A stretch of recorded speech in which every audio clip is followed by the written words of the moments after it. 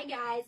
So somebody was saying to me that it's the goal for relationship should be for both people to be objective so that they share the same truth and that there is one real truth, such as the sky is blue, right? Is always the example.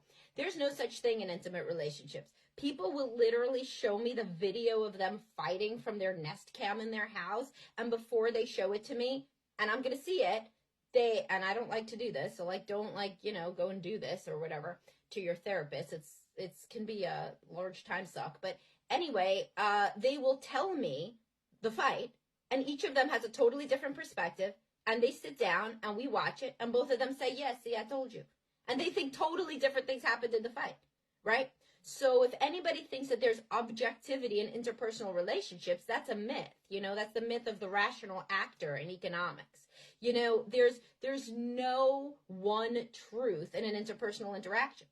We will be having a conversation in couples counseling. We'll all have the same conversation. And somebody will say, did you hear what he just said? He said X, Y, Z. And he'll say, no, I didn't. I said Z, Y, X. And I say, no, he said A, B, C. Because everybody has their own lens. And this is super important as a philosophical tenet and as a psychological tenet. Like, this is the basic building block of understanding people, is everybody has their own truth. So when you're going in there saying that there's one truth, all that means is that you're somebody who's particularly tied to the myth of the rational actor, right? And this usually goes along with being more of what you consider a rational thinker, and then like your partner is very feelings based and she's irrational, because usually I hear it that way from that gender.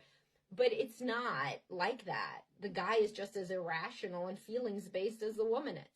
It's like the scene in Annie Hall, the Woody Allen movie, where the therapist says, how often are you having sex? And he says, not very much, 3 times a week. And she's like, all the time, 3 times a week, and that's what they both think, right?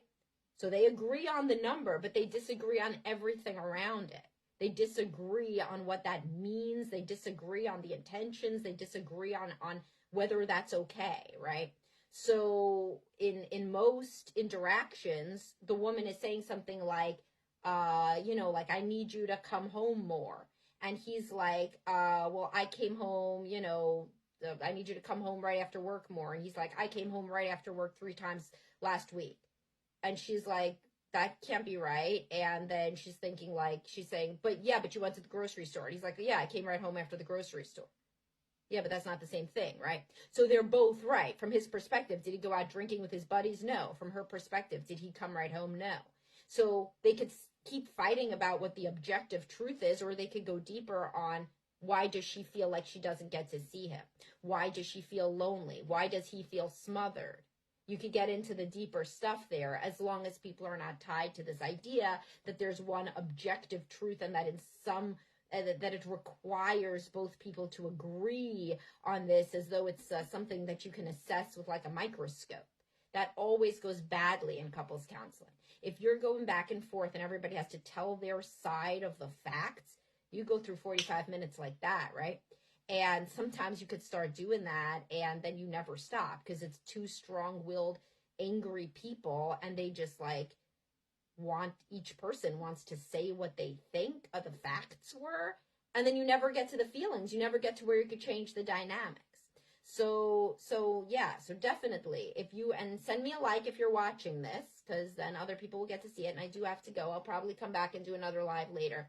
But this clinging to this myth that if we both agree on the facts, that'll somehow help our feelings, is at the root of why a lot of couples counseling spins its wheels, and why a lot of relationships founder entirely. You could agree, finally, you could berate each other and barrage each other into agreeing on the facts, and all you'll feel is like you both lost a war, because it was never about the facts. All right, I'll talk to you guys later. I got to go to a client. Bye-bye.